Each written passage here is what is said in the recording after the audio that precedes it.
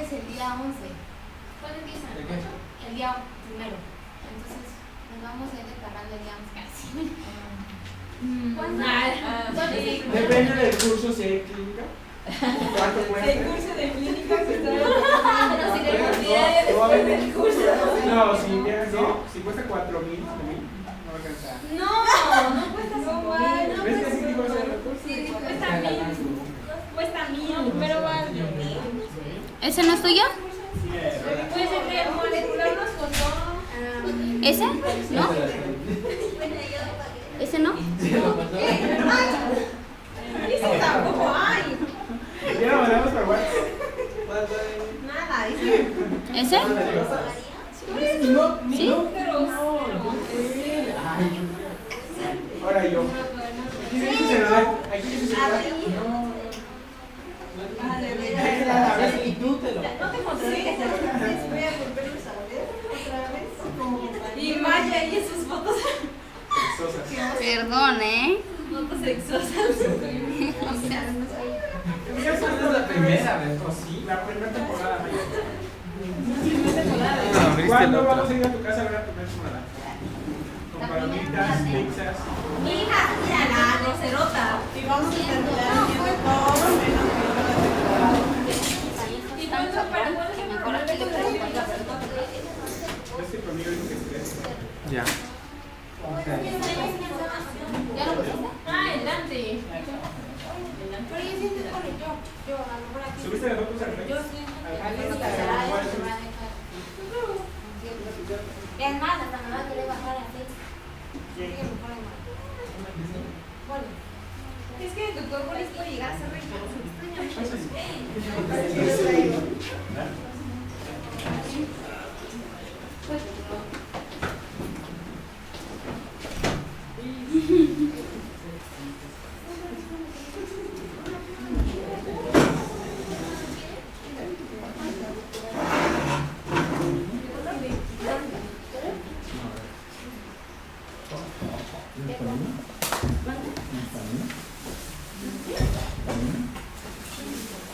Antes de empezar la clase, les tengo una oferta. No digo nada de la clase. Es que me trajeron un teclado de Estados Unidos que no le queda mi iPad porque mi iPad es más chiquita. Pero el teclado está padre porque no sé si los has visto. Haz de cuenta que. Pásamela. ¿Sí los han visto los teclados? No, pues haz de cuenta que este es como el teclado, nada más viene la pura tapa. Entonces tiene como imán, ya se lo puedes sacar así, y ya se y lo cierras, queda la pura tapa y es metálico. Por si alguien quiere. ¿Eh? Los de las 6. No los he visto. Está padre. Por si alguien se interesa, me dice, ya se lo traigo y ya. Lógico, no se lo doy igual. Está nuevecito, no lo había, o sea, lo abrí, pero no le queda. Pues lo volví a cerrar. Está la nota y todo. Te lo dejo en menos 3. Pues esa.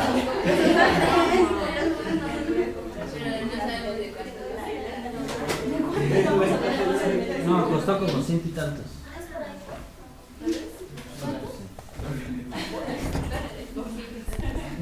Y ya se lo dejé.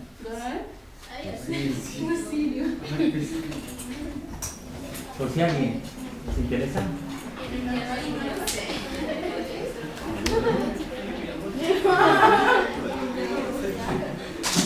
¿Tú, alguien?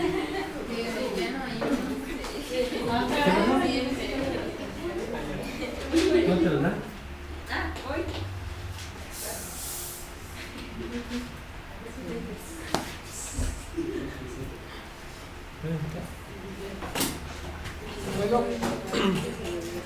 Vamos a empezar con lo que son los trastornos del calcio, que son los de hipocalcemia e hipercalcemia. En este caso vamos a empezar con lo que es hipercalcemia.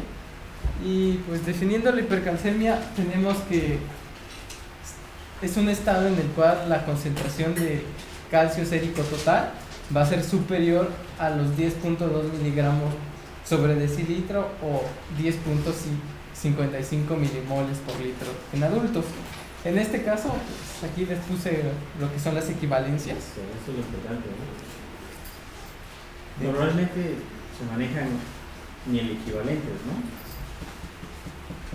O te lo reportan en miligramos sobre decilitro, ¿no? Que es lo más habitual. ¿Cuánto es lo normal de un paciente de calcio sérico? O abajo de 10, ¿no? De Normal. 8 a 10. De 8 a De 10 8 a 10 miligramos por decilitro. por decilitro. Y si es milimoles, Va a ser de 2 a 3. ¿sí? A ver, 10, 4, no. De 2 a 2 y medio. Ah, muy importante. 8, son de 8 a 10 entonces. Son 2, 2 puntos. ¿De cuánto? ¿De cuánto? Sí, de 2 a 2.5, ¿no? A ver, ¿cuánto dices tú? ¿Y tú? ¿Cuánto uno?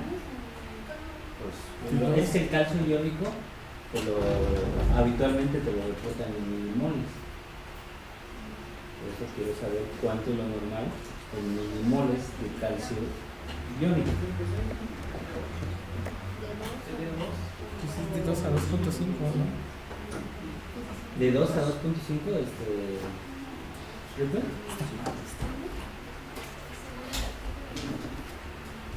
No, el artículo, bueno, los artículos mencionan de 1.13 a 1.2. Pero él, entonces, ¿cuánto sería si haces eso? Muchísimo, ¿no? Sería una hipercalemia. Sí, ¿Cuánto dice el artículo? de 1.12 a 1.23. 1.1 a 1.2. Pero entonces, Forma de equivalencia. ¿cuánto sería si yo hago la equivalencia de miligramos a milimoles o de milimoles a miligramos? Muy bien.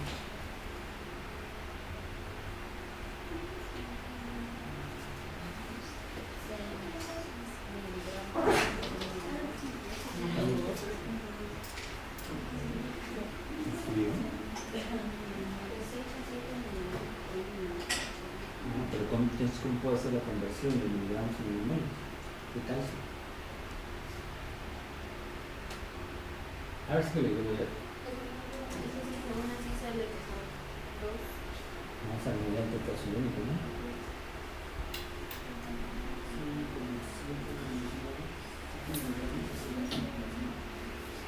Sí. Muy bien, fácil, sí. Sí. Si tuvieran el teclado sería más rápido. Es que muy comercial. Bueno, hay que checar las equivalencias.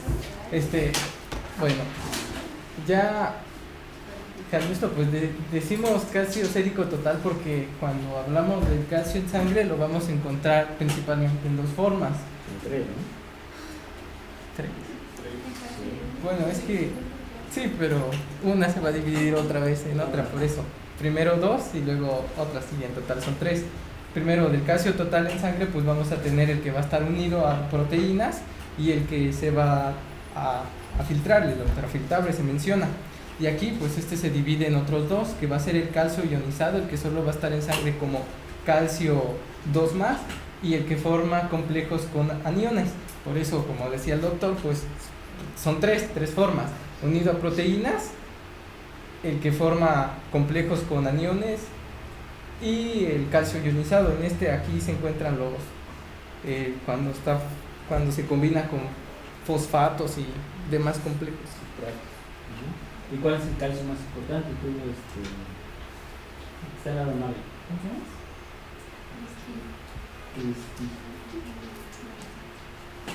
¿Cuál sería el más importante? ¿Por qué?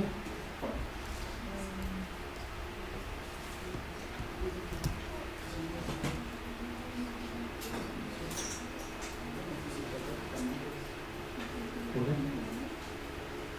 ¿O cuál? patológicamente activo era el calcio ionizado o el mineral. Lo cual, ¿por qué sería importante? Porque sería un indicador que hay ¿Por qué? No, ¿por qué?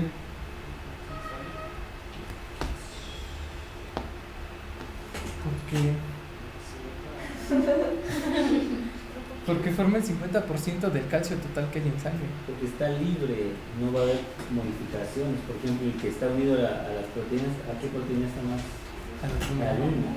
Si hay hipoalbuminemia, que es muy común, ¿qué va a pasar? El calcio libre aumenta. Se va a modificar el calcio, cuando se lo coma, entonces te da falsos positivos, ¿no? Entonces por eso se prefiere ese calcio iónico, ¿no?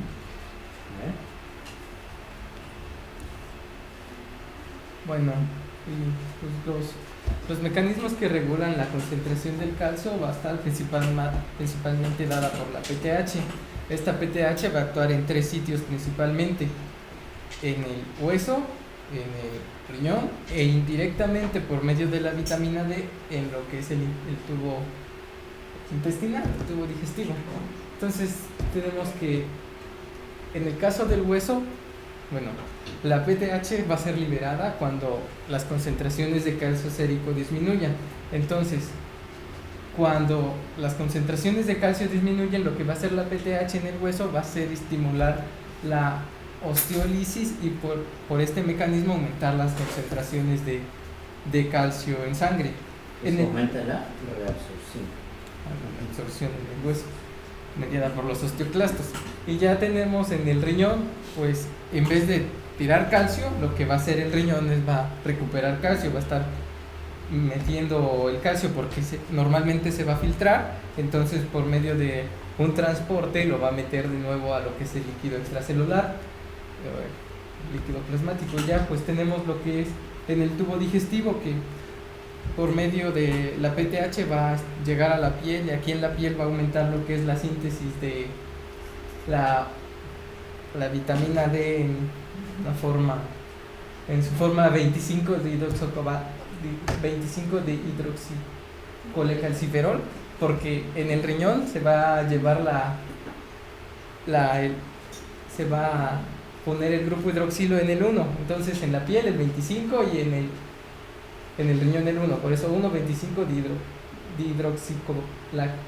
de hidroxicalciferol. Y bueno, en el caso del tubo digestivo va a aumentar la absorción. Pero ¿qué hay en la PTH? ¿Qué hay en la PTH y en el riñón? ¿Cómo es que se detectan los cambios? ¿Por medio de qué? Pues el calcio va a estimular, bueno, el déficit de calcio estimula las células de la paratiroides, ¿no? ¿Qué hay en la paratormona? Hay receptores, ¿no? Hay receptores en la hormona paratiroides y también hay receptores a nivel proximal del tubo los CAPs. Los CAPs son importantes. ¿Por qué? Porque si yo tengo resistencia de estos receptores, voy a tener alguna alteración, no van a funcionar. ¿Vale?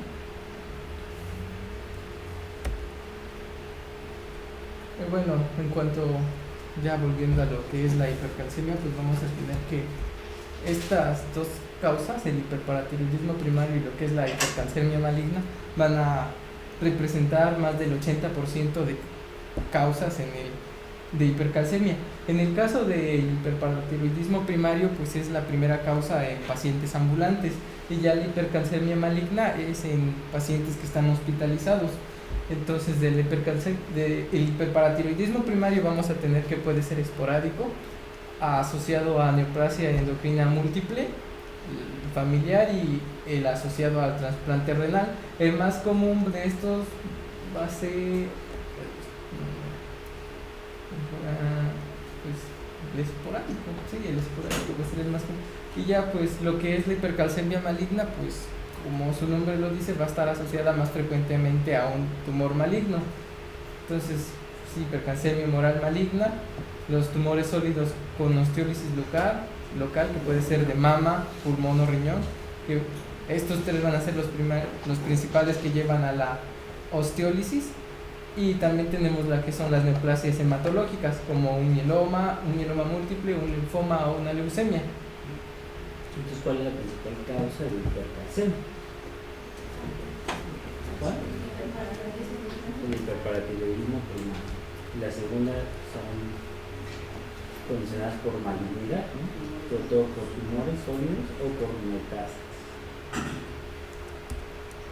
Y bueno, aquí están otras causas que ocupan menos del 10% de etiología de la hipercalcemia. Tenemos lo que es la sarcoidosis y otras enfermedades granulomatosas, como las endocrinopatías, en las que están la toxicosis, la insuficiencia suprarrenal, el feocromocitoma, la acromegalia, el lipoma, asociada a fármacos como el exceso de vitamina D, el exceso de vitamina A, los diuréticos tiazídicos, el litio, el síndrome de leche alcalinos, los estrógenos, los andrógenos o el tamoxifeno, que es Una de las causas cáncer de mama. muy común son las enfermedades granulomatosas, como cuáles, como la tuberculosis, ¿no? También la sarcoidosis, pero principalmente la TB, ¿no? Bueno, también se puede asociar con fracaso renal agudo. Entonces, ya hablando de lo que es el hiperparatiroidismo primario, pues vamos a ver que la principal causa de pues, es por un adenoma paratiroideo.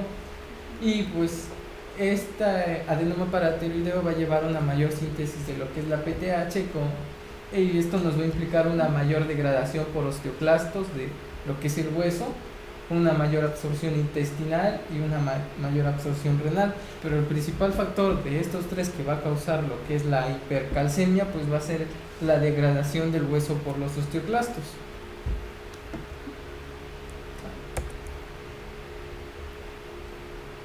En cuanto a la hipercalcemia maligna, pues se acompaña más que nada en un 10 a 20% en cáncer y son tumores sólidos y hematológicos, como pueden ser el cáncer de pulmón, la mama y el mieloma múltiple. Y pues esta hipercalcemia que se asocia a cáncer es más un dato de mal pronóstico, porque implica que ya hay una metástasis a gran grado del cáncer y no tiene mucha...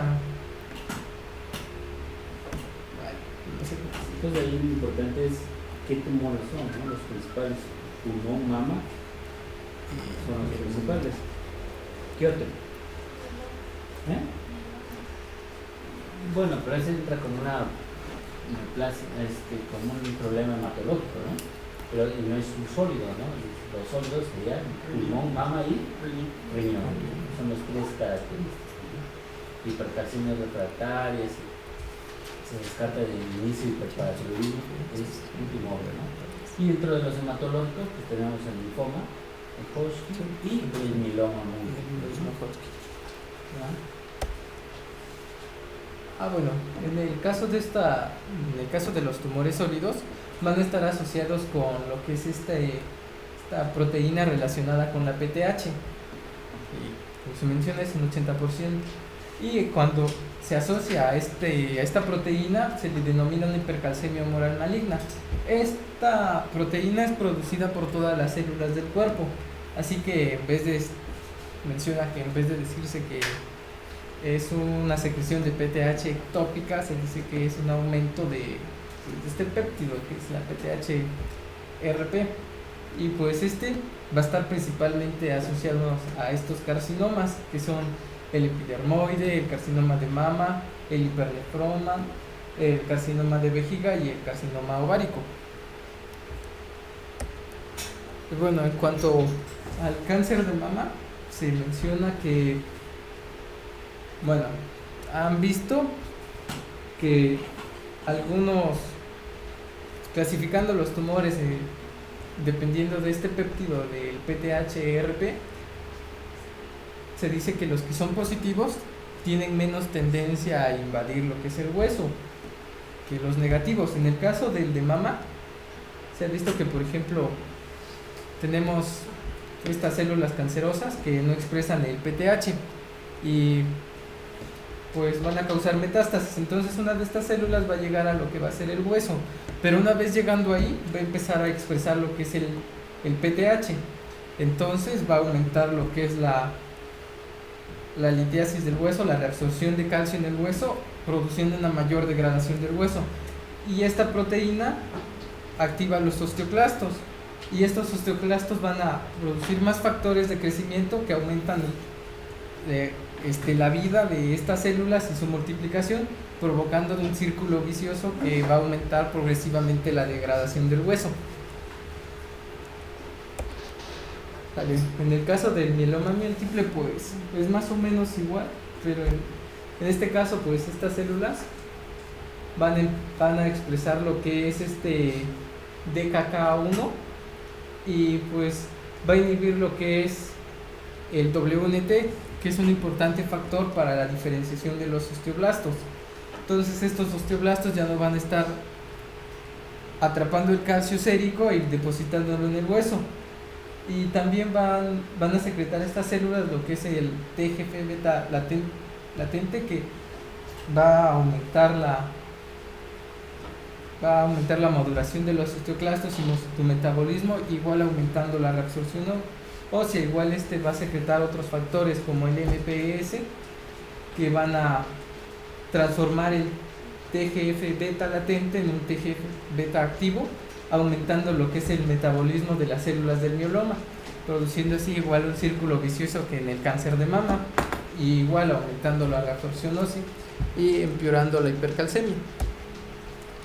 Bueno, en el caso de los linfomas menciona que va a estar mayormente mediado por lo que es la mayor absorción de calcio por el túbulo intestinal, y esto se debe porque estas células, las células del sistema inmune, en el caso son linfomas, las afectan a estas células, van a poseer lo que es la D3-hidroxilasa, lo que hace que la vitamina D se active, que sinteticen más vitamina D. Entonces este es un factor diferente a los anteriores, no tiene que ver con la PTH ni con el péptido relacionado con la PTH.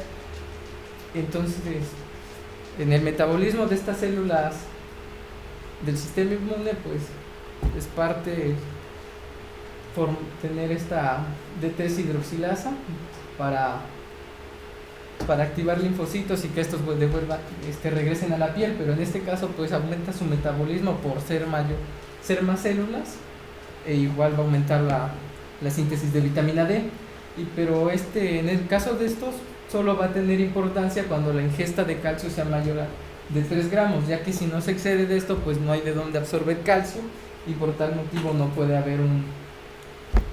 haber el trastorno de la hipercalcemia. Bueno, en el caso de otras causas de lo que es la hipercalcemia, pues tenemos que es la tirotoxicosis, que en este caso va a haber aumento de las hormonas tiroideas, y esto causa igual que haya más reabsorción ósea. ¿Vale? ¿Qué es la tirotoxicosis? Es una difusión de las... No sé si es una tiroiditis. ¿Qué es? ¿Qué es? Ahí. Es un hipertiroidismo, ¿no? Bueno, también tenemos lo que es la inmovilización. Aquí se menciona que se da por diferentes factores. Entre uno de ellos es que dice que la falta de estrés mecánico hace que el hueso se empiece a reabsorber por la falta de estrés. También tenemos la que es la enfermedad de Payet y la hipervitaminosis A, que esta hipervitaminosis A va a ocasionar lo que es el aumento de la interleucina 6, y pues esta interleucina 6 igual va a aumentar lo que es el metabolismo de los osteoclastos. Bueno, entre otras, pues tenemos lo que es el aumento de la absorción intestinal de calcio, que se da igual, se da por la hipervitaminosis D. Y pues solo se va a hacer presente cuando haya una ingesta aumentada del calcio. Y tiene mayor importancia cuando está la insuficiencia renal crónica, porque no puede haber no puede haber excreción del calcio, y en el síndrome de leche alcalinos. Bueno, también tenemos lo que es la hipercalcemia hipercalciúrica familiar, y que es un rasgo autosómico dominante y va a ser ocasionada por una mutación inactivadora de el receptor sensible al calcio. Bueno, aquí tenemos una tabla de las concentraciones de calcio en el plasma, en una gráfica, y la secreción de PTH. En este caso, pues tenemos que el valor normal, bueno, para que sea hipercalcemia tiene que superar un valor de 10, ¿no? Entonces, cuando el calcio es mayor de 10, no hay producción o hay una producción muy leve de PTH, y ya conforme va disminuyendo el calcio, pues la concentración de PTH va aumentando. En este caso, como estos receptores se encuentran en las células que sintetizan la PTH, y como es una inactivadora, lo que hacen es desplazar esta gráfica hacia la derecha, ocasionando que a menores concentraciones de calcio a mayores concentraciones de calcio se siga sintetizando PTH. ¿Sí me entendieron? Yo creo que los hizo bien. Ok. Entendemos la gráfica bien, ¿no? ¿No? Bueno, la gráfica, aquí está el calcio y aquí está la PTH. Entonces, lo normal de calcio es tener menos de 10, mayor de 10 ya es hipercalcemia. Entonces, si tenemos un valor, en este caso X de calcio, este valor 14 de calcio, la PTH va a estar inhibida porque hay demasiado calcio en la sangre y no es necesario que se reabsorba del hueso, se absorba a nivel intestinal o no se excrete por el riñón. Entonces, la síntesis de PTH va a estar abolida, lo que va a ocasionar que el calcio poco a poco vaya disminuyendo en su concentración sérica. Pero entonces va a llegar un momento, en este caso, que llegue a 9, aquí, que estaría por aquí, en el 50, en el que la PTH va a volver a ser sintetizada. Aquí, como vimos, conforme el calcio fue disminuyendo, la PTH fue aumentando su secreción. ¿Para qué? Para que el valor vuelva a hacerse lo más normal, en este caso que esté por 10, como lo normal que vimos es de 8 a 10. Si baja de 8 es hipocalcemia, si sube de 8 es hipercalcemia. De 10. En este caso, este receptor, que es el Cas, que es el que identifica los niveles séricos de calcio, está inactivado o tiene una mala función. Entonces ocasiona que las concentraciones séricas mayores de 10 hagan pensar a la célula que hay muy poco calcio sérico. Entonces va a estar sintetizando más PTH, lo que va a ocasionar que el calcio sérico siga aumentando. Entonces por eso se dice que desplaza la curva hacia la derecha, desplaza esta gráfica hacia la derecha. Entonces, si mi célula dejaba de secretar, en este caso a PTH al nivel sérico de 11, por ejemplo, con esta mutación va a hacer que deje de secretarlo hasta 14 o hasta 15 o hasta 16, dependiendo de qué tan inactivadora sea la mutación en CARS. ¿Sí? ¿Quedó más claro? Okay. Y bueno, en este caso es raro, ¿no? Básicamente sí. Es una resistencia. Es rarísimo. Entonces, de manera normal, con cualquier cambio se está sintetizando. Bueno, esto consiste el mecanismo fisiopatológico de la hipercalcemia hipocalciúrica familiar. Cierto, igual este receptor se encuentra a nivel de la hormona, de la glándula paratoridea, e igual a nivel de los túbulos renales. Entonces hacen que la célula renal del epitelio del túbulo renal piense que hay muy poco calcio a nivel sérico. ¿no? Y exactamente. Si tienes hipercalcemia, ¿cuál es el mecanismo de riñón? Hipercalciuria. Hipercalciuria, ¿no? Pero aquí está todo alterado, porque lo que hacen es hipocalciuria, ¿no? Reabsorbe calcio. ¿Sale? Entonces son dos mecanismos, la PTH aumenta y las células de los túbulos renales pues empiezan a absorber más. Y bueno, los fármacos que igual pueden ocasionar que haya hipercalcemia, pues tenemos lo que son las tecidas, carbonato de litio y estas que son hormonas,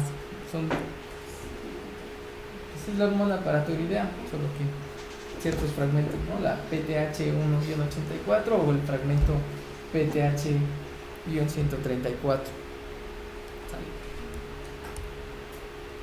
Y bueno, ya en cuanto a las manifestaciones clínicas, pues vamos a tener diferentes estados según sea el grado de hipercalcemia. En este caso, pues se clasifica en tres: leve, moderada y severa.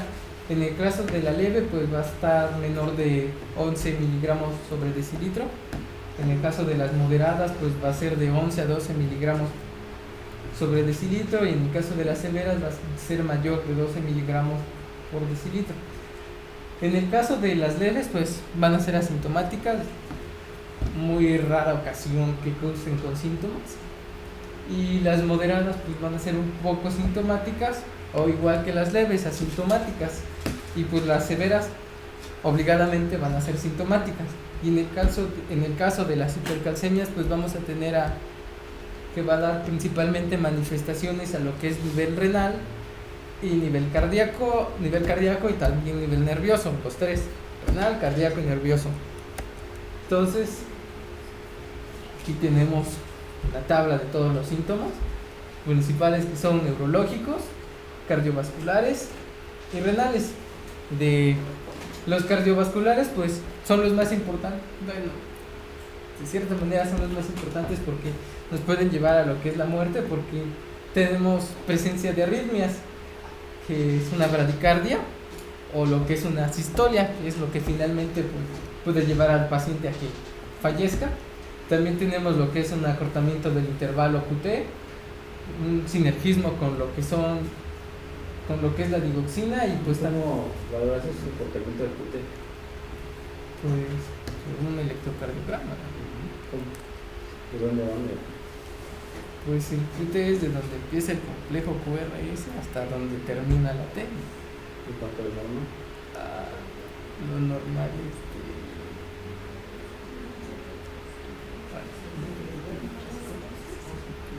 ¿Lo sé? ¿Cuánto es lo normal del QT?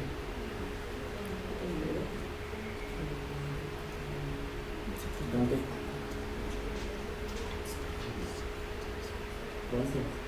Si nada más el QRS, ¿cuánto mide?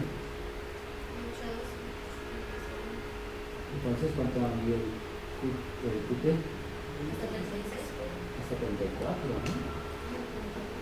Pero ese QT se tiene que corregir. ¿Y cómo se corrige? Porque es importante eso, porque cuando hay una hipercalemia,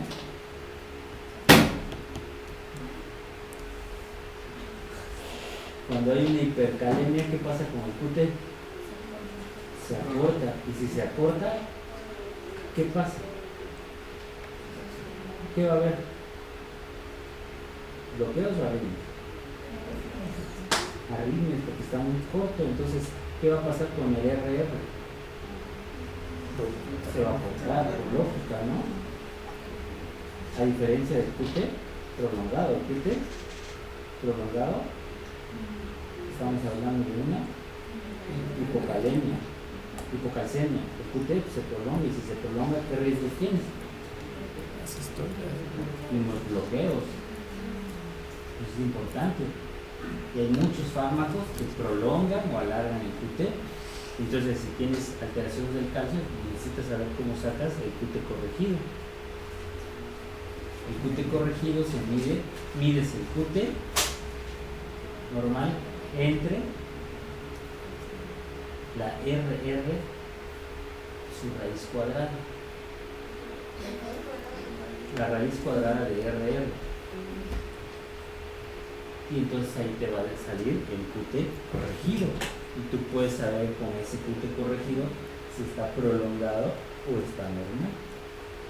¿El QT medido o el QT normal? El QT, o sea, mides tu QT entre R, la distancia de RR, su raíz cuadrada. ¿Sí? O sea, arriba es QT, y abajo raíz cuadrada de RR. La distancia, o sea, la frecuencia cardíaca. Hay algunos que ya vienen por frecuencia cardíaca, ¿cuánto lo divides? O sea, tú mides el QT y frecuencia cardíaca de 100, pues lo divides entre tanto. Ya no sacas la raíz cuadrada, pero estrictamente sacas la raíz cuadrada. Si está por arriba de 34, es un QT prolongado. Y eso es importante medir. ¿Qué más? Bueno, pues en el caso de las alteraciones neurológicas va a haber un deterioro de la conciencia que va desde la letargia hasta el coma. Y en el caso de las renales, pues poliuria, polidipsia, hipercalciuria, que es el método compensatorio, nefrocalcinosis. Sí, ¿no? Si tienes, cuando hay unos mitos, ¿no? Si tiras calcio, pues lo que vas a hacer es precipitar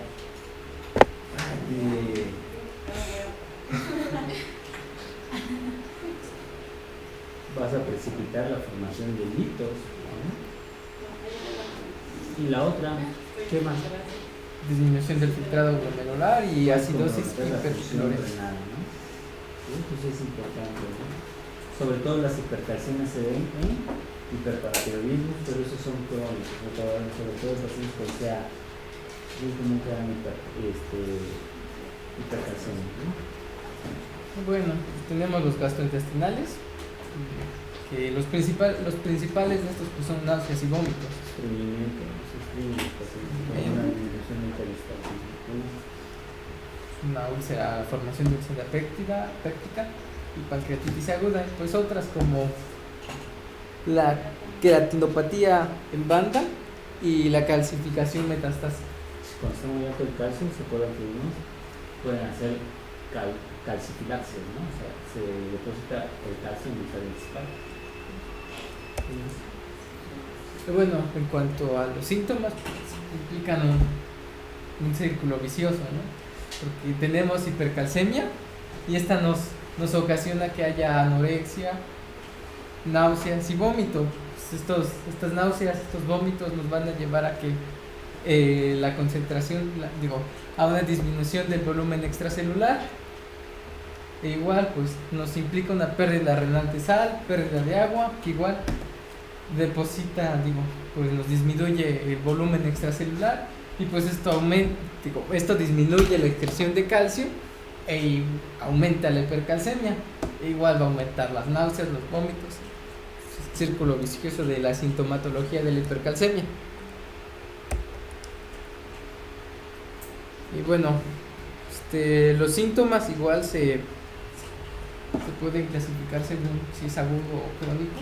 En este caso de la hipercalcemia aguda asintomática, pues vamos a tener que es la anorexia, las náuseas, los vómitos, la poliuria, la polidipsia, la deshidratación causada por las náuseas y los vómitos, una debilidad, una confusión, un estupor o coma. Esta debilidad es muy importante porque nos lleva a lo que es la inmovilidad del paciente, y esta inmovilidad, como vimos anteriormente, igual nos puede causar hipercalcemia, ya que hay una disminución del estrés que causa en el hueso y pues hay mayor reabsorción ósea. Y esta sintomatología aguda va a estar acompañada, o más bien dicho, es ocasionada más que nada por lo que es la hipercalcemia maligna, o sea que va a estar asociada más a lo que es un tumor. Y bueno, tenemos también lo que es la hipercalcemia crónica, que va a haber un estreñimiento crónico, una dispepsia, una pancreatitis, la nefrolitiasis causada por lo que es la hipercalciuria y o nefrocalcinosis. Y en esta crónica va a estar va a ser causada principalmente por un adenoma paratiroideo. O sea, esta va a estar más implicada en cuando aumentan los niveles de PTH. Y bueno, para hacer el diagnóstico de hipercalcemia, pues tenemos que primero descartar fármacos o suplementos alimenticios. En este caso, pues como vimos, las tecidas pueden causar hipercalcemia. Hay que descartar que el paciente esté tomando estos fármacos. Los suplementos alimenticios como la vitamina D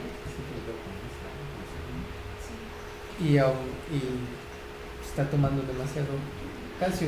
Pues bueno, corregir lo que es la cifra del calcio en base a lo que es esta fórmula, dependiendo de las concentraciones que hay en él. Pero hay otra fórmula, ¿no? Hay otra fórmula. No hay otra fórmula. Por eso busqué. Porque por cada gramo que disminuye la albúmina después de 4, disminuye cuánto. No sé. 108, ¿no? 108. Entonces, por cada gramo de albúmina, el calcio. Pues cada gramo que disminuye la albúmina a partir de 4 disminuye el calcio, entonces se tiene que hacer la corrección. ¿Y cuánto disminuye? 0.8. Entonces en base a eso se hace una fórmula, ¿no?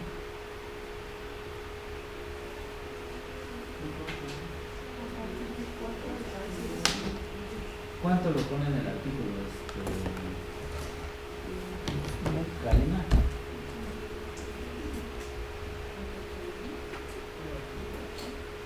No, electrolitos.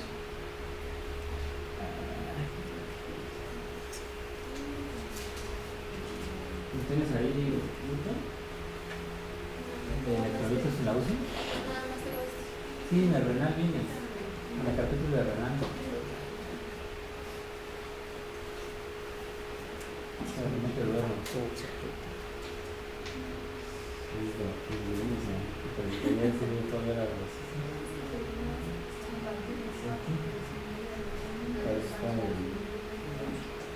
Están las aspirinas, café.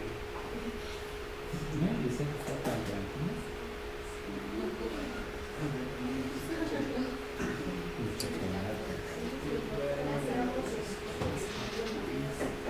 Aquí está. Es concentración sérica de calcio más la multiplicación de 0.8 por... No, calcio más 0.8 por 4 menos de alumina. Esa es la corrección de calcio.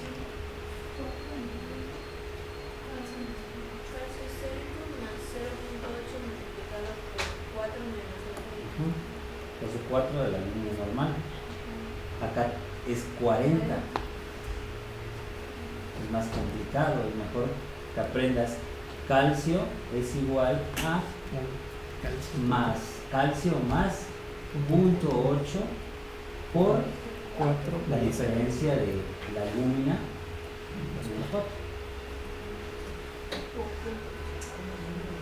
¿Vale? ¿Qué más? ¿En este también es calcio sérico? Sí, sí, ¿verdad?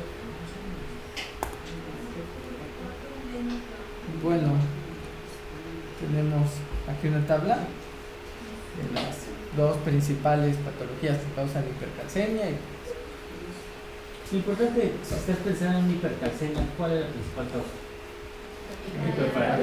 Pues es cómo hacer el diagnóstico. La PTH, ¿no? La PTH tiene que estar elevada, ¿sí? Eso te va a decir, si está elevada, lógico que el calcio se va a estar elevado, lógico que la calciuria va a estar aumentada, y ahí tienes tu hiperparatiroidismo.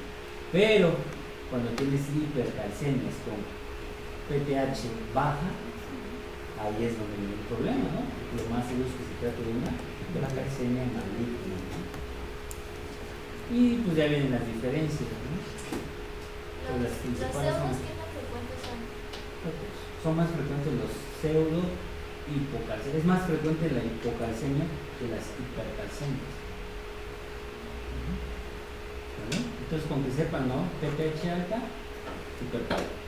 PTH bajo, pues no va a seguir que se trate de una maligna, ¿no? ¿Sabe?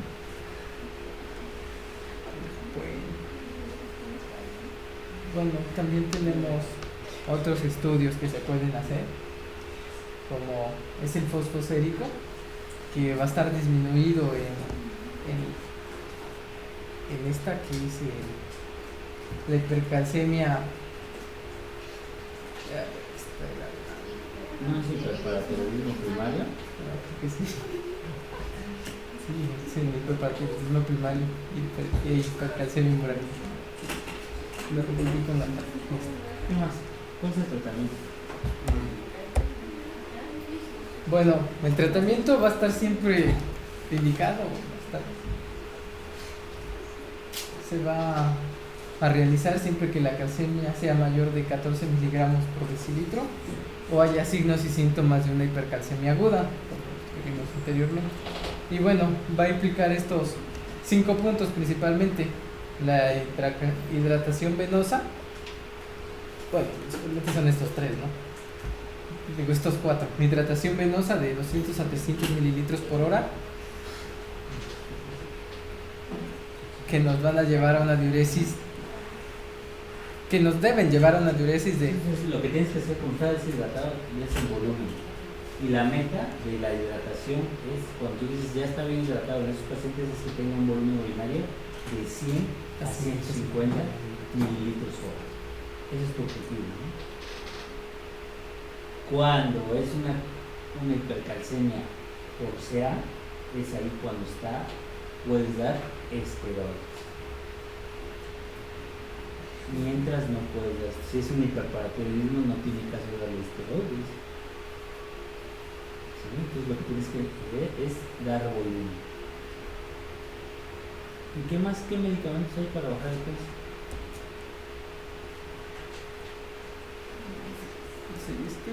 La calcitonina, que impide la modulación de los osteoclastos, inhibiendo así la reabsorción ósea. La calcitonina es hormona sintética, ¿no? Lo que hace es disminuir o bloquear la liberación de calcio.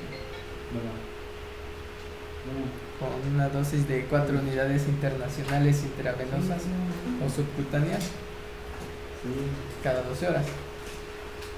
Y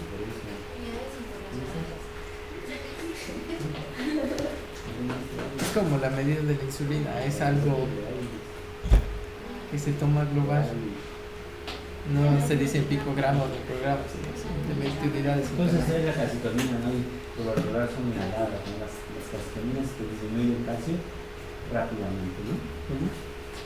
Están los bifosfonatos, ¿no? Que estos también intervienen sobre la reabsorción. Nada más que estos bifosfonatos tienen un problema, ¿no? Que a la larga hacen resistencia, ¿no? Y hay muchos que hacen anafilaxias, incluso que hacen hipotensión, ¿no? Incluso pueden quedar sentados porque si no se azotan, ¿no? El soldendronato también se utiliza, ¿no? Pero ese sirve principalmente para hipercalcemias malignas, ¿no? Palmidronato también se utiliza. Casi para la mayoría. Hipercalcemia secundaria,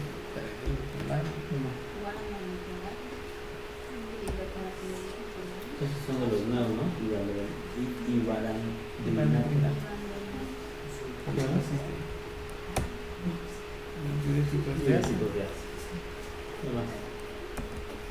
Los glucocorticoides, pero solamente cuando sea maligno. Y por último, la malicia. Lo que tiene que quedar claro de hipercalcemia, lógico, si tienes un hiperparatiroidismo, ¿cuál va a ser el tratamiento? resección de la para la paratormona, ¿no? Esto es tratamiento como de de sostén. de sostén y prevenga algo grave, ¿no? Pero, por ejemplo, no vas a darle tratamiento con fosfonatos y tiene hiperparatiroidismo, ¿no? Sería algo tonto, ¿no? Entonces lo que das es quitar la paratiroidismo. Por ejemplo, si es metastásico, pues entonces ahí sí, porque si tiene metástasis, pues no vas a quitar la hipercalcemia, lo que tienes que hacer es atenuarlo, ¿no? Entonces si usas bifosfonatos y todos estos para reabsorber el calcio, ¿no? Para disminuir la absorción, ¿no? Pero de entrada el manejo es hidratación. La meta es mantener volúmenes De 100 a 150. por arriba de 100, ¿no? ¿Vale? No tiene mucho chiste el hiperparatiroidismo, es más interesante la hipocalcemia, ¿no? ¿Qué más?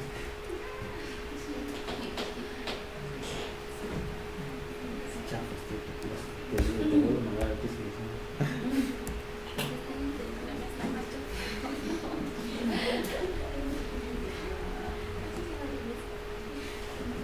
Ya está el otro. Kama Sutra ilustrado, órale.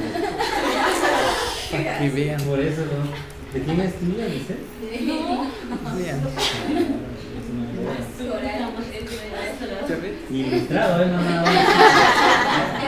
¿Cuál es? El primero dice. No, el que está abajo del tuyo. ¿Dónde O abajo? arriba, arriba.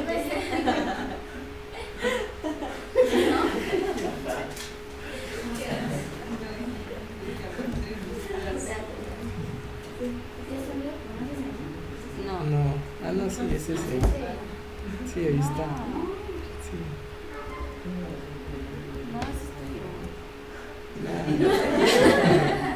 Sí, sí.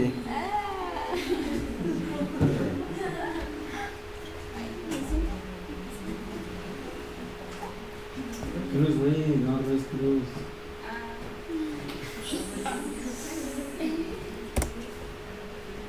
Pues se va a definir como hipocalcemia pues a la concentración menor en sangre del calcio que sea de 2.2 milimoles por litro, o el ionizado que va a ser de... Tiene que tener cuidado con eso. ¿Cuáles son los milimoles? ¿Cuáles son los miliequivalentes y todo eso? Miligramos, ¿no? Sí.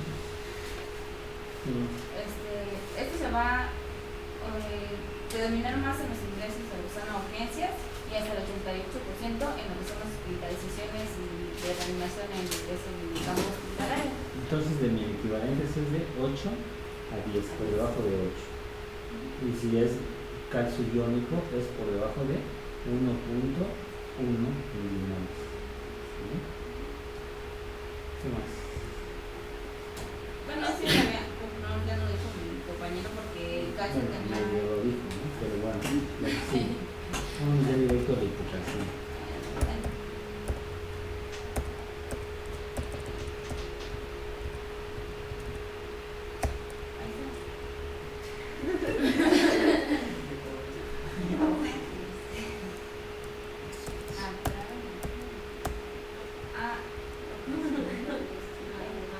Lo que pasa es que nos dividimos como primarias y secundarias, que realmente nos enfocamos más a la que es paratiroidea por la hipocalcemia, y por ejemplo se va a asociar con una hipofosfatemia, por lo que tiene su relación al momento de la formación del hueso nuevo. Entonces también se va a utilizar lo que es fosfato, y también va a disminuir lo que es el nivel de fosfato a nivel célulo y también en algunas veces en el origen renal.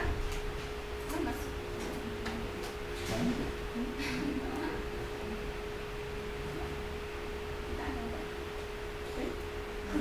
No, es que Ya bien, hombre. sí.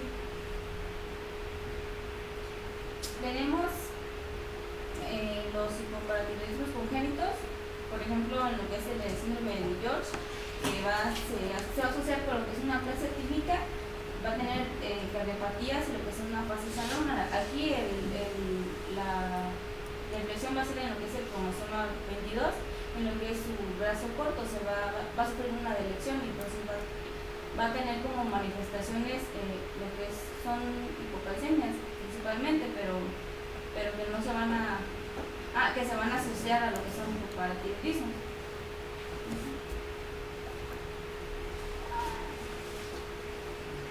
Tenemos otra causa de hipocalcemia relacionada ¿Cuál es la a principal causa de hipocalcemia? hipoparatiroidismo. Hipoparatiroidismo. Una de las causas principales es el hipoparatiroidismo. Condicionantes del hipoparatiroidismo. Pues puede ser por fármacos. Sí, a ver, ¿qué fármaco? Pues ¿Qué fármaco te causa hipoparatiroidismo? no, por recepción, perdón. Cuando Entonces la primera causa es por hipoparatiroidismo, por resección, ¿no? Y pues la paratiroides que causa hipocalcemia, ¿no? Entonces una de las principales causas de la hipocalcemia es problemas de la PTH que esté disminuida, ¿no? ¿Qué otro?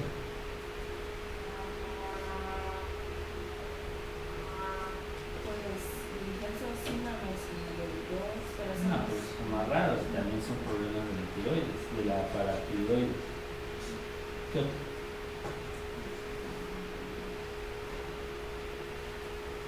¿Cuál, Fabiola? Insuficiencia renal. Pero esa, ¿cuál sería cómo haría su diagnóstico?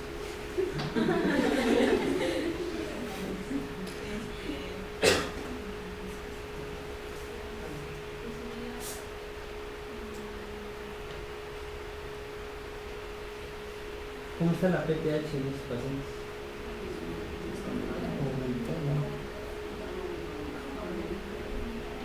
Aumentado, disminuido, normal. Ya lo vi, ¿no?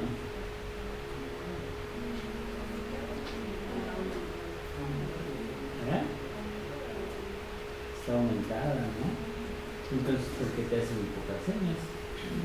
Si la PTH está alta, ¿cómo esperas que encuentres el caso? disminuye. ¿Ok? Sí, él estaba diciendo lo contrario, ¿no? Un hiperparatiroidismo, ¿cómo está el caso? Aumentado.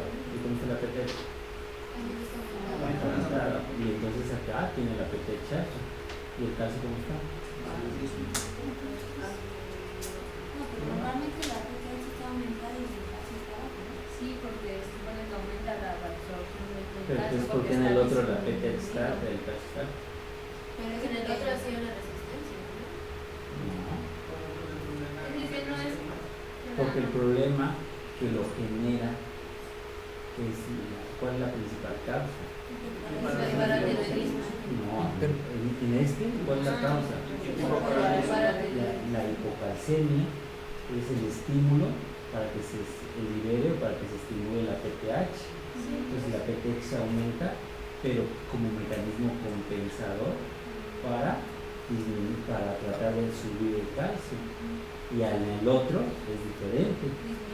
La PTH tiene su autonomía y por eso aumenta la PTH, aumenta el calcio sérico. Es diferente como un enfoque, ¿no? Y entonces estos también tienen lo que se conocen como pseudo hipocalcemias o hiperparatiroidismo o resistencia a la PTH, ¿no? También. ¿Y qué es lo que sucede? Son pacientes que cursan con hiperparatiroidismo con hipocalcemia. Una de ellas pues, es la clásica insuficiencia renal, la otra que haya resistencia o anomalía de los receptores, que no haya una buena respuesta, ¿no? Y que a pesar de eso el calcio siga disminuido. ¿Y cómo harías la diferencia entre una insuficiencia renal y un hipoparatiroidismo? Uno, la La PTH. PTH. ¿Qué otra?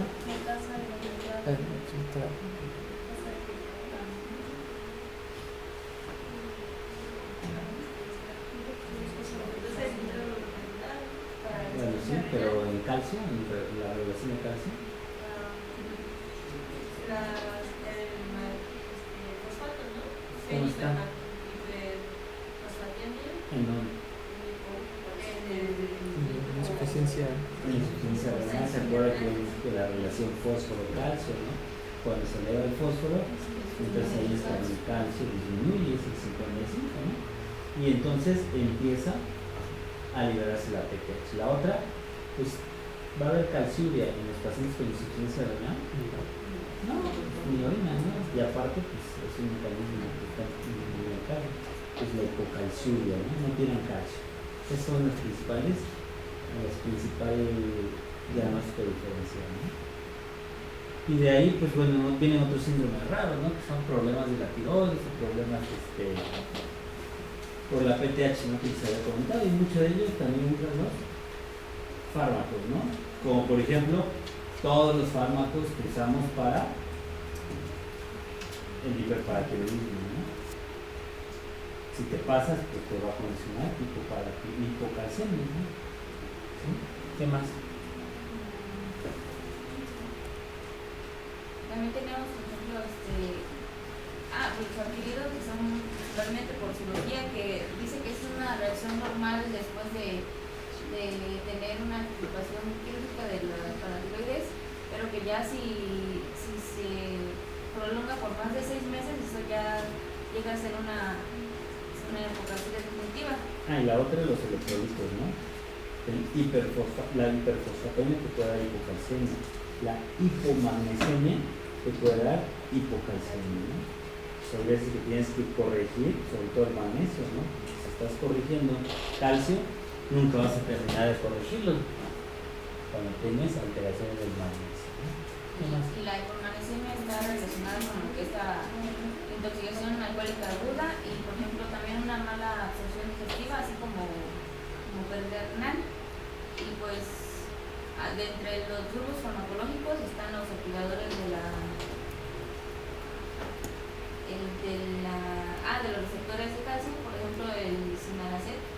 Bueno, los fármacos que utilizamos en la hipercalciuria y inhibidores de la bomba de protones. Sinalcalcet.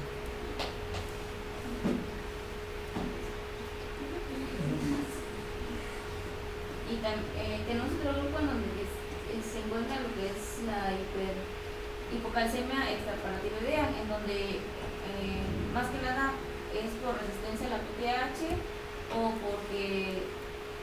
Sí, es más que nada por eso. Si hay una resistencia a la PTH, ¿cómo va a estar la PTH?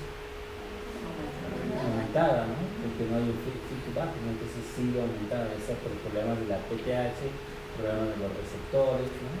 Algo que esté condicionando que la PTH constantemente esté elevada.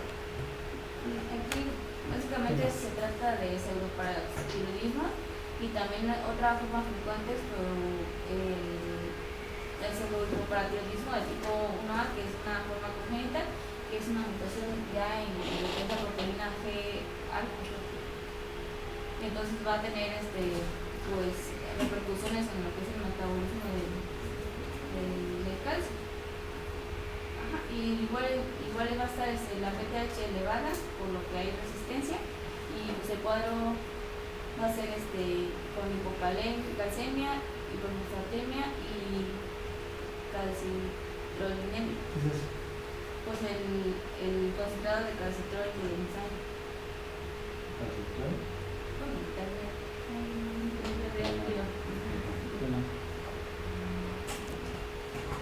Otro grupo es que el metabolismo de la vitamina D esté alterado o que su acción también esté realizada de una forma inadecuada. Pero es frecuente que se esté absorbiendo, ¿no? Que haya un síndrome de mala absorción, ¿no? A nivel intestinal, por ejemplo, en las enfermedades ya a nivel intestinal como son la enfermedad de Crohn o también si está relacionado con alguna insuficiencia pancreática.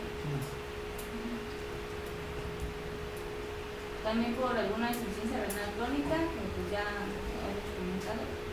Y por ejemplo, también aquí está también alterado lo que es la retención de fosfatos y se acumula lo que son el fosfato en lo que son tejidos blandos. ¿Cuáles son los síntomas? ¿De la insuficiencia? No, de hipocalcemia.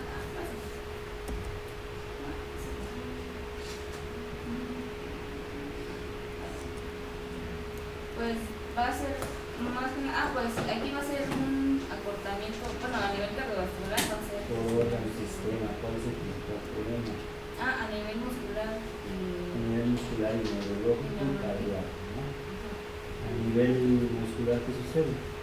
Va a haber hiperreflexia y va a haber a veces fasciculaciones espontáneas, calambres, hormigueo, principalmente en extremidades y principalmente Pero manos. sí es lo más grave.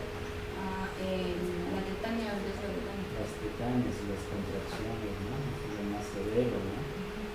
Y lógico que va a haber alteraciones neurológicas, igual confusión, desorientación, ¿no? Es lo mismo, ¿no? ¿Qué más? Bueno. Hola, buenas tardes.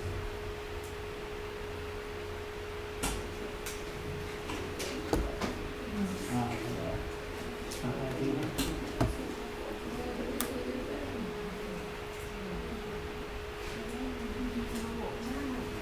Adulto.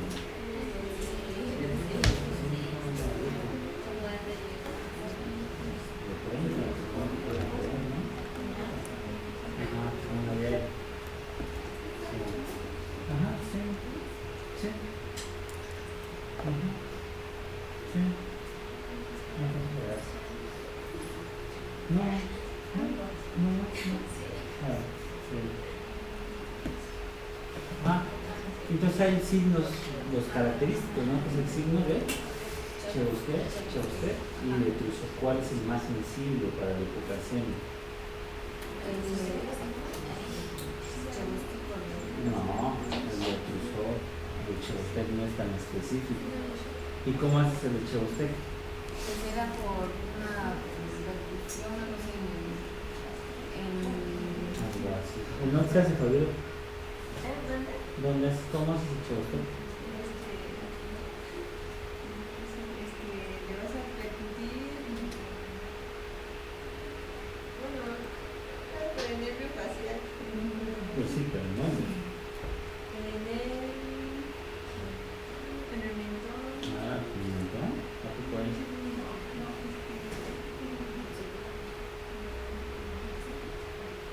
¿En dónde? ¿Leonor? ¿Dónde?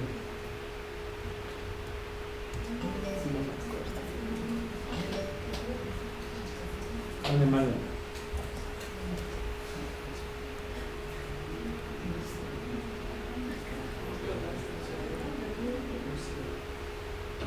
¿En dónde?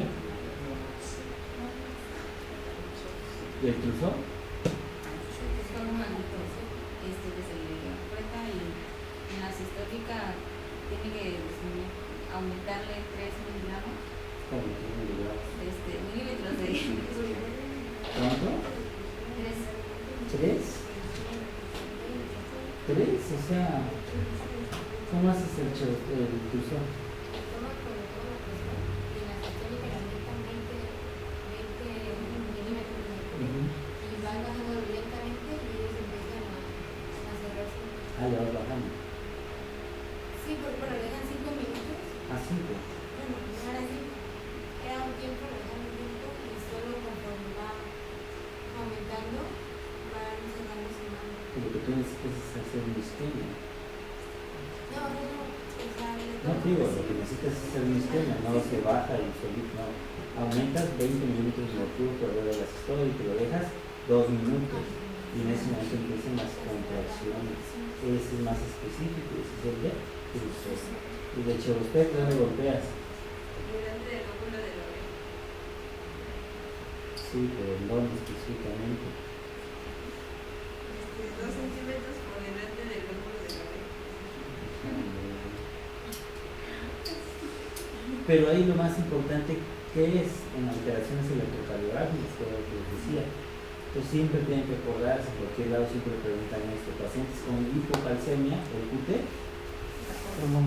se prolonga. Pacientes con hipocalcemia, el QT no.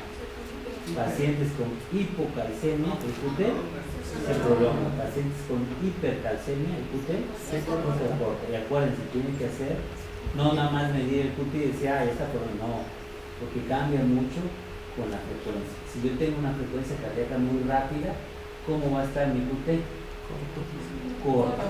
Si tengo una frecuencia cardíaca muy lenta, el circuito va a estar claro. Entonces, por eso se tiene que regular en relación a la frecuencia cardíaca, por eso la raíz cuadrada de la frecuencia. Y el tratamiento, ¿qué pacientes necesitas darle tratamiento? Bueno, agudos, pero yo no sé si es agudo o no. ¿Con cuánto de calcio? Alrededor de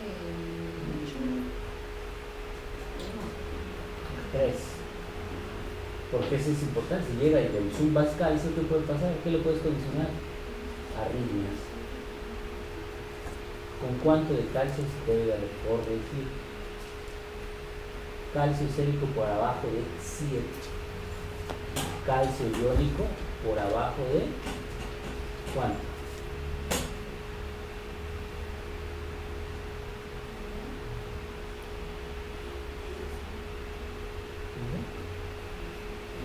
.8 milimoles.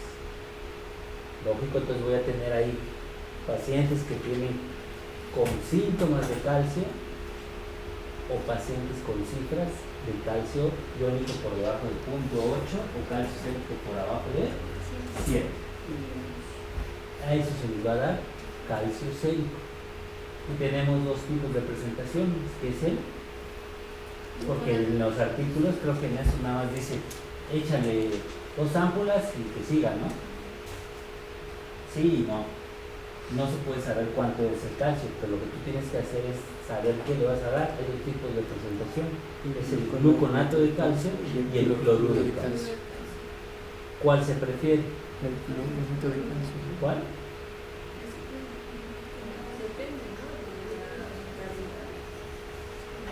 Depende de cuál.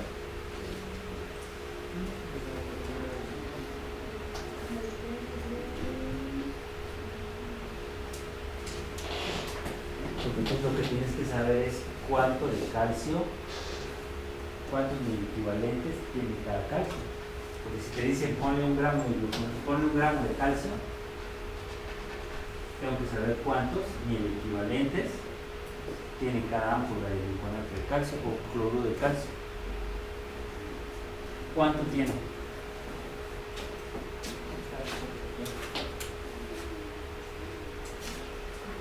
Cloruro de calcio. ¿Cuál tiene más?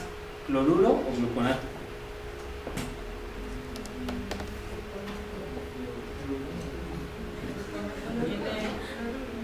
Cloruro de calcio tiene más que gluconato de calcio. ¿Y gluconato de calcio cuánto tiene? 4.5 ni el equivalente. Y el cloruro de calcio tiene 13.6 ni el equivalente. Entonces, como ves, es una diferencia enorme.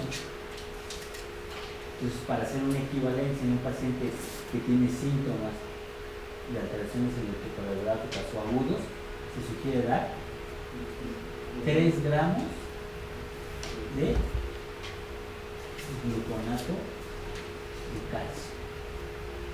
O ¿cuánto de cloruro de calcio? ¿1 gramo? ¿1 gramo? ¿Sí? ¿Ahí dice?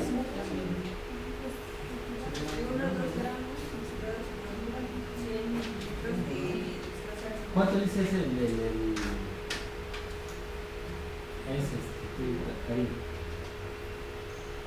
Está leyendo el de la UCI, ¿no? ¿Qué dice? Bueno, es que aquí no clasifica en leve, severo y... Sí, el severo. En severo dice 1000 miligramos de cloruro de calcio o 3 gramos de gluconato de calcio por 10 minutos. Entonces, si es en una aguda que empiece con pique prolongado y le voy a dar gluconato de calcio, ¿cuánto le voy a dar? 3 gramos. ¿Y cloruro de calcio? 100 miligramos. 1000 miligramos, o sea, 1 gramo.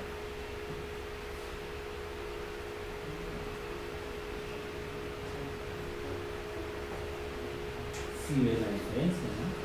Y la otra, Si se sale, si se extravasa cloruro de calcio, puede causar irritación e incluso hasta necrosis de la piel y del vaso. Por eso se prefiere dar gluconato de calcio. Pues acuérdense, no es lo mismo gluconato que cloruro de calcio. Y aparte está el carbonato de calcio, ¿no? Ese carbonato de calcio es oral, es eso de los tubos. Tiene el carbonato de calcio. ¿Vale? Entonces acuérdense siempre de calcio, QT. Además el QT te ayuda mucho, ¿no? ¿Sí? Y hay fármacos, por ejemplo, los antiarrítmicos, sobre todo, tienes que estar checando, ¿no? Porque prolonga el QT, por ejemplo, la mica, todas esas inmunoglucósidos tienen prolongación del QT. Y si tienes alteraciones del calcio, te das a mucha. Bueno, mañana qué? En esta semana ya terminamos y hacemos el examen, ¿no? Mañana.